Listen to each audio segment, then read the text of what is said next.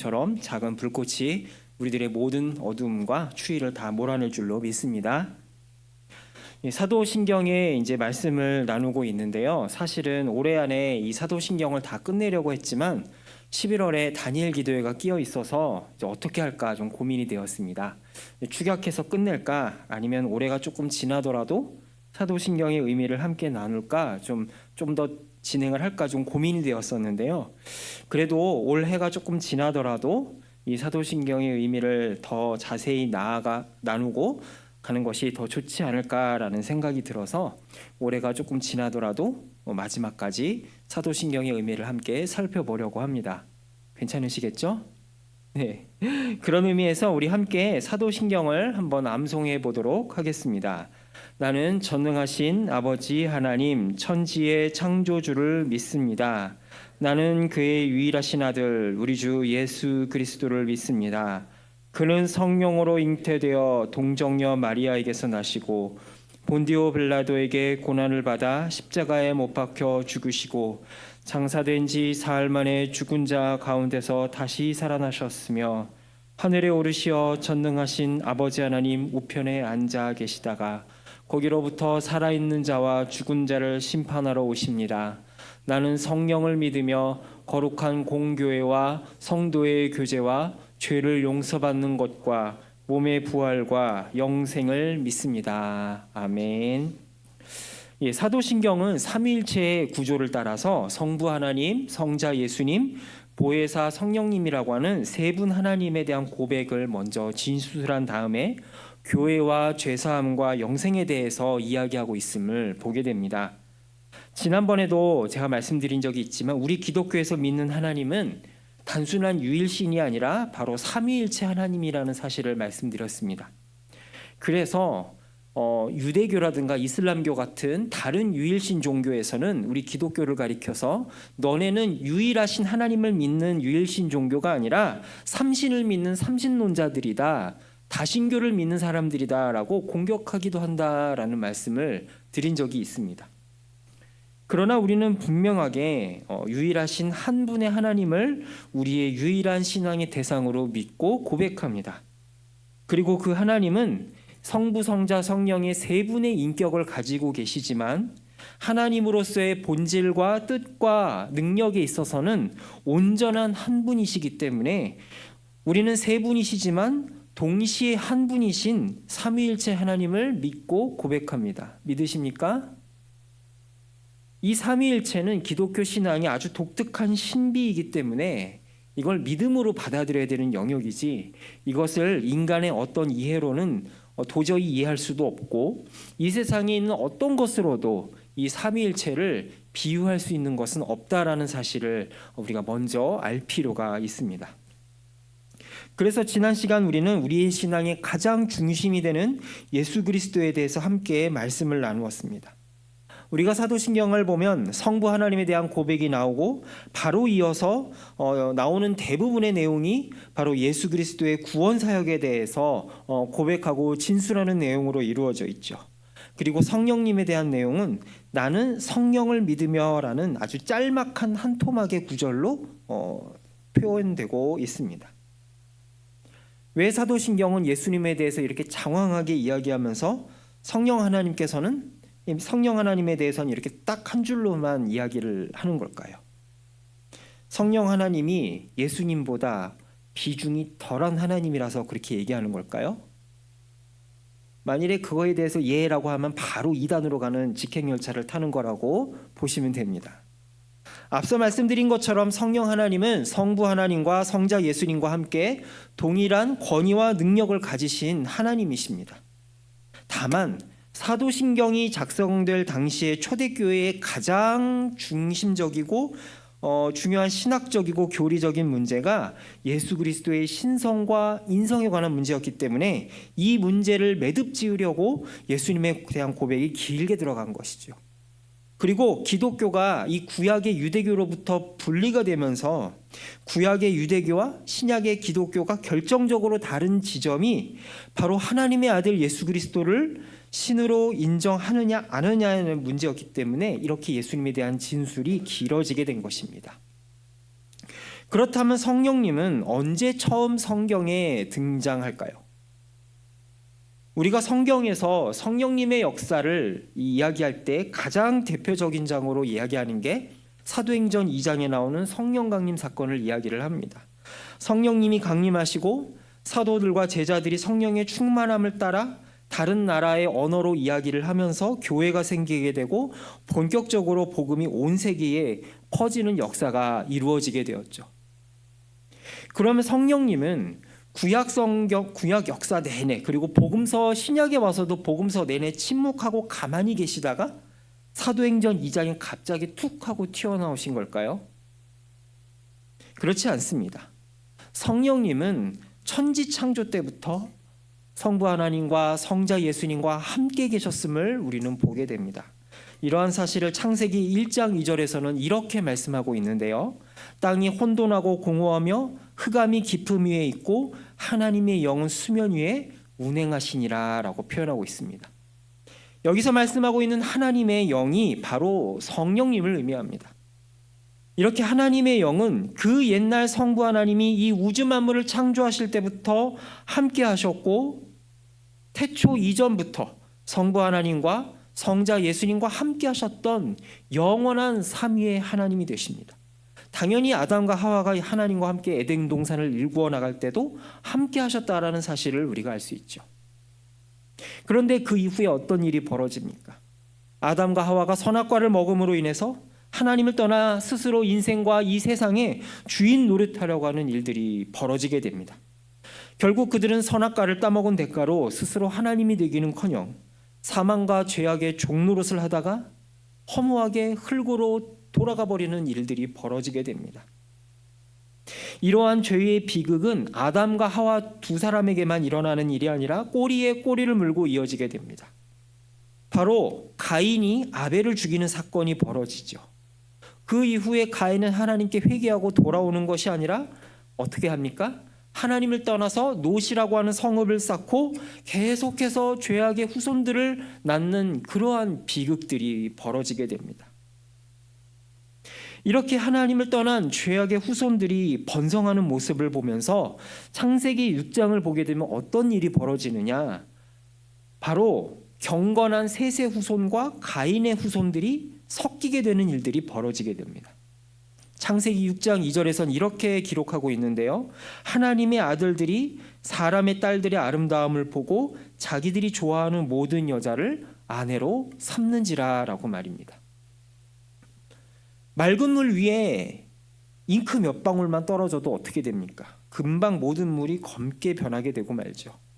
죄의 영향력이라는 것이 바로 이렇습니다. 하나님께서 구별하여 세우신 그 아벨의 다음 세대인 셋의 후손들마저 가인의 후손들에게 물들어서 점령당해 버리는 또 다른 선악과의 그 죄악이 재생산되는 역사가 벌어지게 된 것이죠. 결국 하나님은 창세기 6장 3절에서 아주 중요한 선언을 하시는데 이렇게 말씀하십니다. 여호와께서 이르시되 나의 영이 영원히 사람과 함께하지 아니하리니 이는 그들이 육신이 됨이라.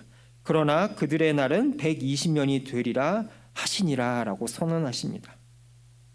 그 전에도 아담과 타락 이후에 하나님의 영은 사람들을 떠나 있었지만 이 사건을 계기로 인해 하나님께서는 타락한 인간들 속에 하나님의 거룩한 영을 더 이상 두지 않기로 작정하십니다. 이후에 이스라엘 백성들이 탄생하고 구약의 역사를 보면 어떻습니까? 하나님의 영은 몇몇 소수의 사람들에게만 임하게 됩니다. 모세와 사무엘, 다윗, 다니엘과 같은 그런 몇몇 소수의 사람들에게만 임하셔서 하나님의 일을 맡기시죠.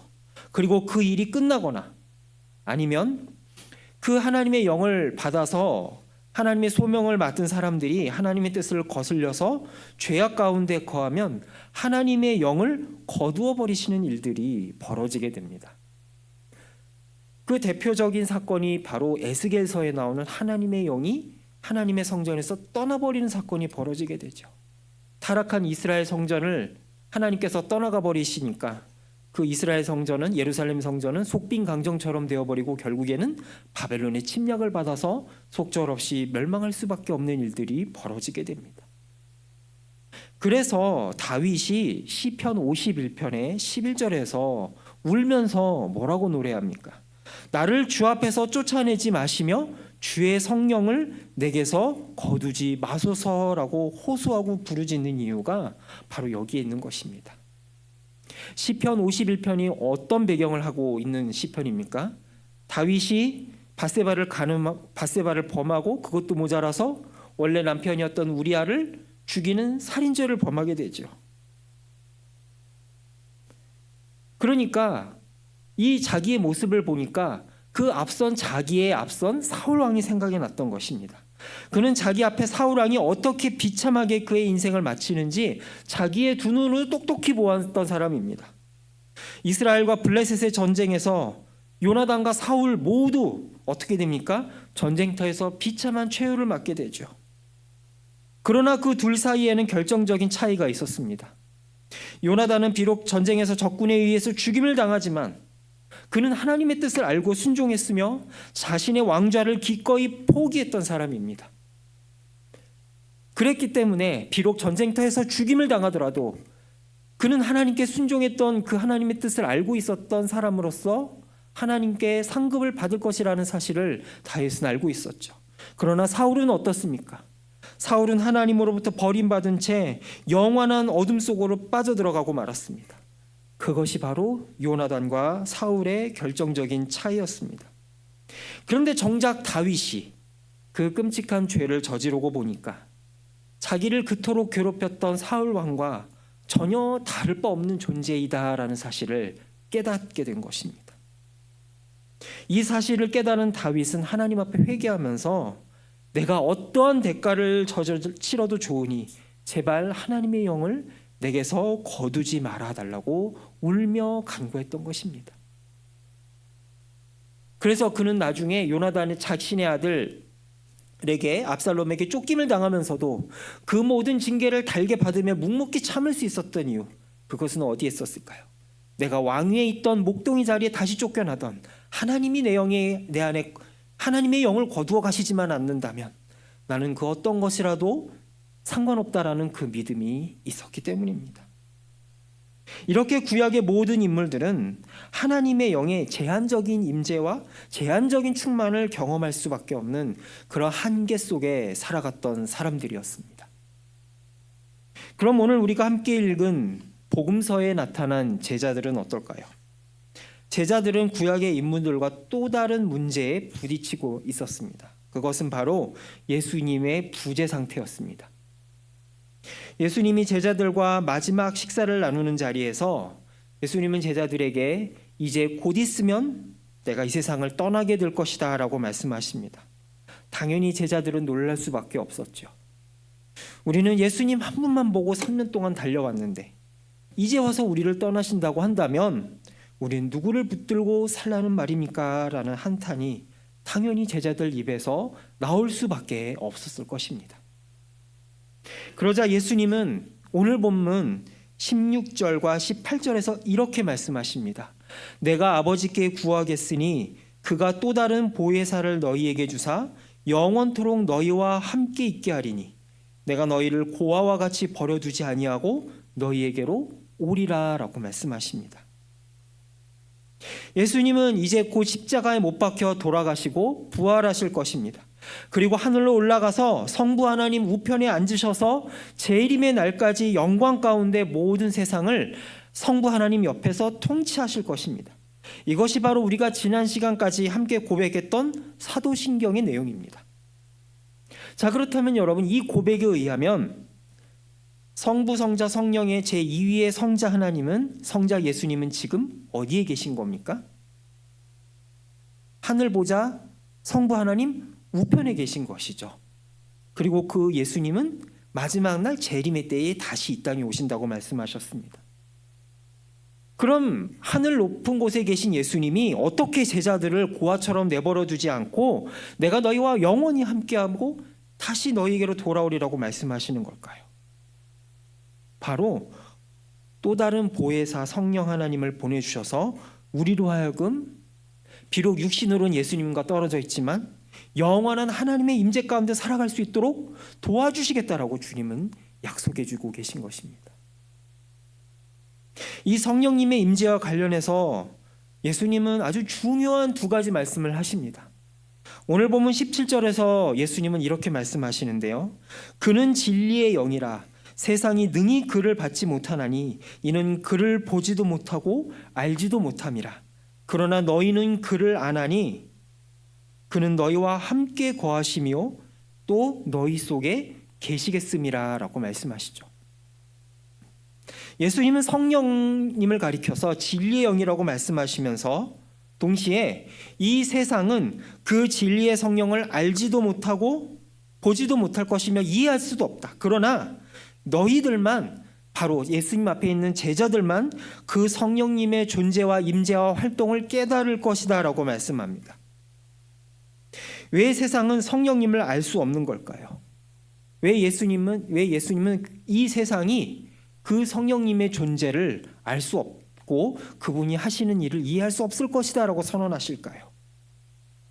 그 이유가 아까 우리가 살펴보았던 창세기 6장 3절에 나와 있습니다. 바로 여호와께서 이르시되 나의 영이 영원히 사람과 함께 있지 아니하리니라고 말씀하셨기 때문이죠.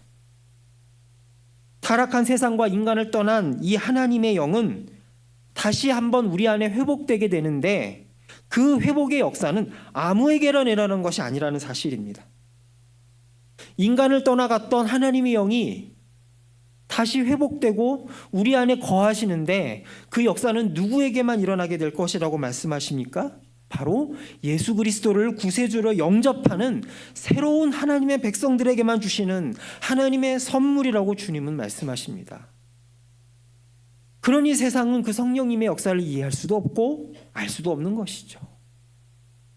그들과 우리는 같은 세상을 살지만 다른 세상을 살아갈 수밖에 없는 이유가 바로 여기에 있는 것입니다. 세상의 지혜와 돈으로도 살 수 없는 놀라운 하나님의 숨결, 태초부터 천지창조의 과업을 이루셨으며 놀라운 지혜와 경륜으로 하나님과 함께 하신 성령님이 누구에게만 임하신다라는 말씀입니까? 바로 예수 그리스도를 구세주로 영접한 하나님의 백성들에게 임하신다라는 사실입니다. 세상은 이러한 하나님의 역사를 인정할 수도 없고 인정하지 않을 것입니다. 그래서 그들은 제자들을 박해하고 그들의 재산을 빼앗으며 목숨까지도 위협할 것입니다.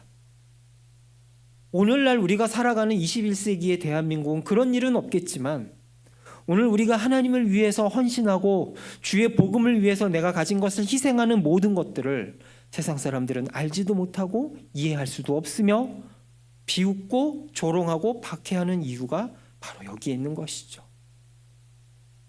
그러나 예수님은 요한복음 14장 27절에서 무엇을 약속해 주시는지 아십니까? 이렇게 말씀하십니다. 평안을 너희에게 끼치노니 곧 나의 평안을 너희에게 주노라. 내가 너희에게 주는 것은 세상이 주는 것과 같지 아니하니라.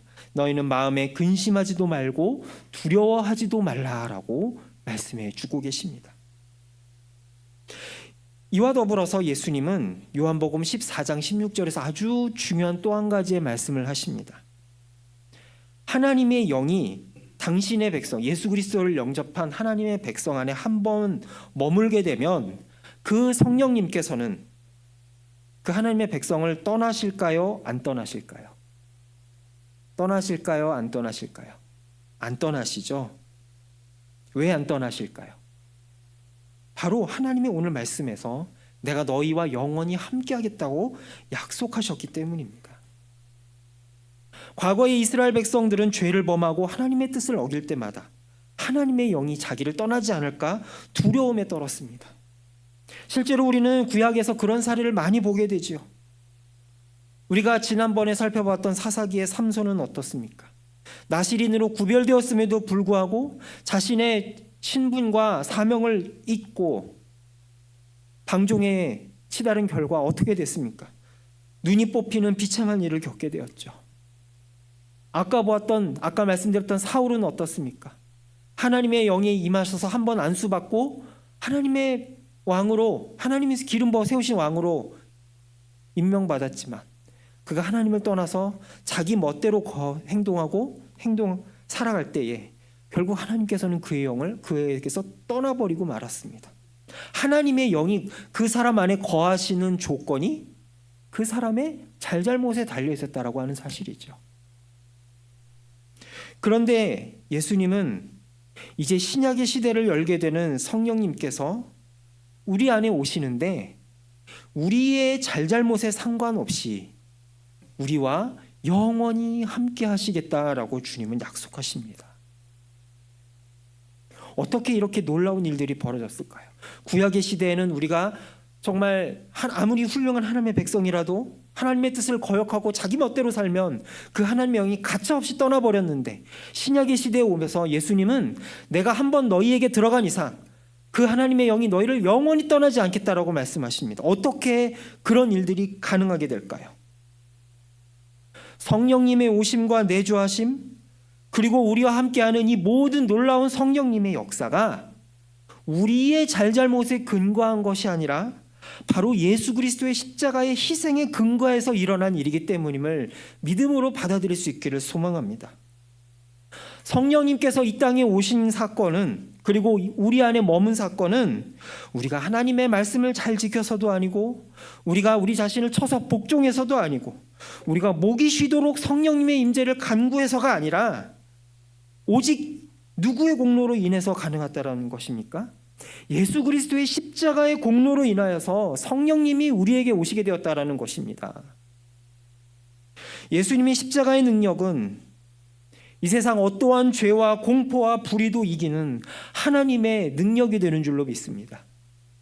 그렇다면 그 예수 그리스도의 십자가의 공로를 힘입어 나아가는 당신의 백성들에게는 누구의 도장이 찍히게 되는 걸까요? 예수 그리스도의 십자가의 보혈의 능력이 그 인생 전체에 새겨지게 되는 것입니다. 믿으십니까? 성령님은 바로 그것을 보고 임하신다라는 것입니다. 그 한 사람의 인생 가운데 십자가가 있느냐 없느냐를 보고 임하시는 것이지, 그 사람이 얼마나 인간적인 자격이 있느냐를 보고 임하는 것이 아니라고 하는 사실입니다.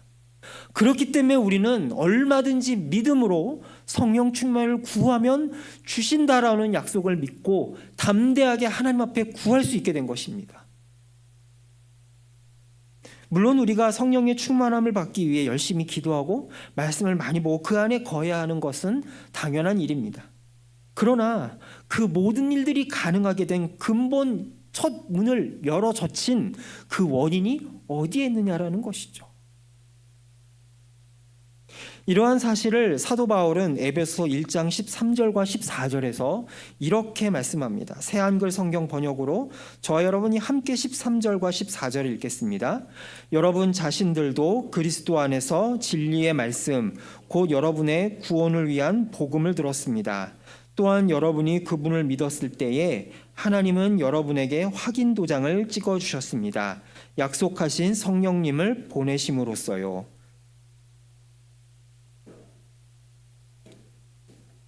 마침내 우리가 죄에서 완전히 풀려나서 하나님의 소유가 되고 또 하나님의 영광을 찬양하게 될 때까지 말입니다. 아멘. 우리의 공로, 우리의 힘 혹은 우리의 열심이나 헌신이 아니라 오로지 예수 그리스도의 십자가의 공로가 우리 안에 있게 될 때에 성령님께서 우리의 안에 누구의 보증이 되신다고 말씀합니까? 하나님 앞에 우리의 보증이 되신다라고 말씀하십니다. 이 세상 어떤 사람도 한 사람의 일생을 모두 책임질 수 없습니다. 심지어는 부모라 할지라도 자녀의 일생을 모두 책임질 수가 없으며, 부부라 할지라도 배우자의 삶을 끝까지 함께하지 못할 때가 오게 됩니다. 그런데 하나님은 어떻습니까? 하나님은 우리의 일생 모든 순간순간 함께할 뿐만이 아니라 심지어 우리가 낙심하여 넘어지고 죄 가운데 거한다 할지라도, 오늘 에베소서 1장 14절의 말씀은 어떻습니까? 우리가 완전히 죄에서 풀려날 때까지, 예수 그리스도의 재림의 날까지 우리를 붙들어 주시는 하나님의 보증이 되신다라고 말씀하십니다. 그리고 심지어는 죽음 이후에까지도 영원한 삶도 보증해 주시는 영원한 우리의 스승이자 보혜사 되신 그분이 바로 우리 안에 계신 성령님이신 줄로 믿습니다. 그럼 성령님은 우리 안에서 어떻게 예수님의 재림의 날까지 기다리는 그 신약의 성도들과 함께 동행하실까요? 이 성령님이 하시는 일은 너무 많지만 성령님이 하시는 일을 요한복음 14장 26절에서 대표적으로 예수님은 이렇게 말씀하십니다. 함께 읽어보실까요? 보혜사 곧 아버지께서 내 이름으로 보내실 성령, 그가 너희에게 모든 것을 가르치고 내가 너희에게 말한 모든 것을 생각나게 하리라. 아멘. 제자들은 예수님이 이 땅에 계실 때 했던 그 말씀들을 이해할 수 없었습니다. 특별히 왜 예수님이 십자가에 꼭 죽으셔야만 했는지, 그 고난의 길을 왜 가야만 했는지 이해할 수 없었습니다. 그리고 더군다나 죽으신 후에 부활하시면 자신들과 영원히 그냥 함께 하시면 좋을 텐데 왜 또 하늘로 올라가시는지 더더욱 이해할 수 없었습니다. 그런데 이 모든 것들이 어떻게 깨닫게 되었을까요? 바로 사도행전에 성령님이 오신 이후에 이 모든 것을 깨달을 수 있게 되었다라는 사실입니다. 그뿐만 아니라 예수님이 이 땅에 계실 때 남겼던 모든 말씀과 가르침들, 그리고 더 나아가서 이 예수님을 가리켜 예언했던 구약의 모든 말씀들이 우리로 하여금 생각나게 하고 깨닫게 되며 그 말씀대로 살아갈 뿐만이 아니라 더 나아가서 세상 끝날까지 우리로 하여금 이 말씀의 증인이 되게 할 것이다 라고 약속해 주십니다.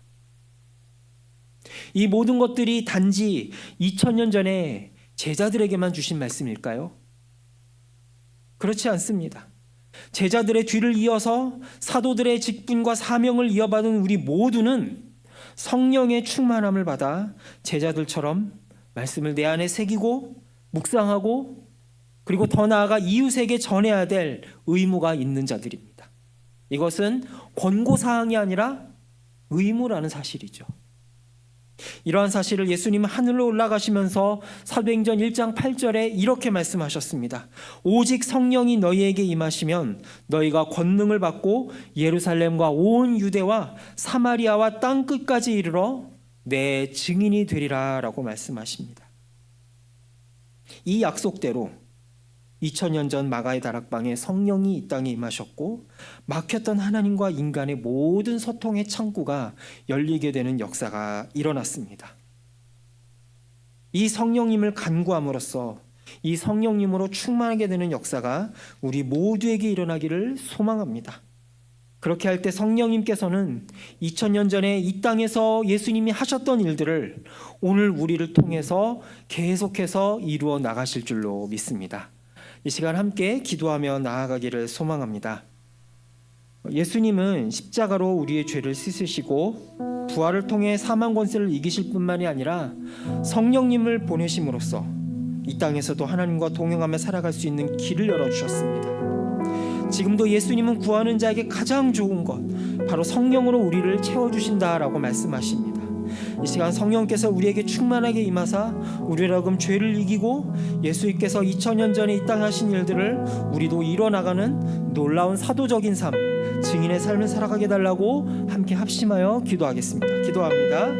아버지 하나님, 이 시간 저를 소망하며 주님의 역사를 소망하며 아버지 앞에 나아갑니다. 하나님 아버지, 이 시간 우리를 도우셔서 우리의 공로가 아니라 온전히 예수 그리스도의 십자가의 능력으로 온전히 우리가 믿음으로 성령 충만을 간구할 수 있는 은혜를 더하여 주시옵소서.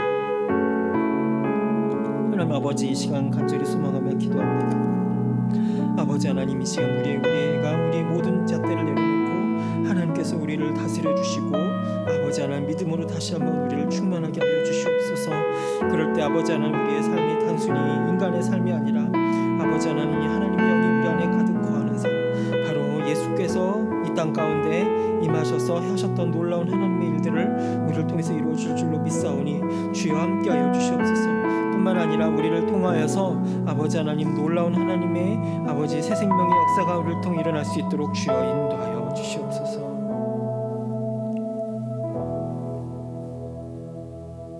언제나 우리와 함께하겠다고 약속하신 주님, 저는 주님이 필요합니다.